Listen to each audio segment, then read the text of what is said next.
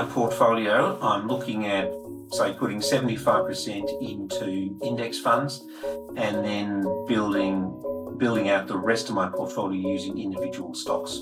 And the question is, when I'm looking at weighting those individual stocks, should I also be looking at index weighting, or should I be looking at more equally weighted? The big advantage, particularly in an Australian context, about equal weighting is that you get more diversification. Because the Australian market is so concentrated that the big companies make up a very big proportion of our index compared to offshore equivalents.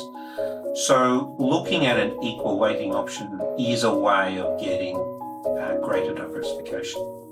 The downside is that it takes more maintenance to keep it on track, that an index weighted portfolio naturally rebalances itself, because as companies form more part of the index, you end up with more of them. Equally weighted, on the other hand, as they change price relative to each other, you actually have to do that manually.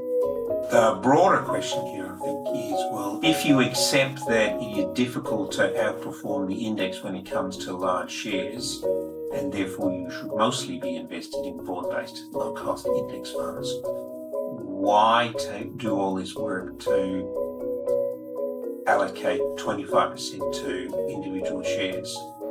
If you can't do it for 75%, why do you think you can do it for 25%? So the basic premise that I can pick individual stocks is a difficult one to support with the evidence. There are certainly opportunities to invest outside of the large company market where there's clearly evidence that individual stock picking can win. You need a lot more research and a lot more in-depth analysis to win in that space, but there's certainly opportunities there.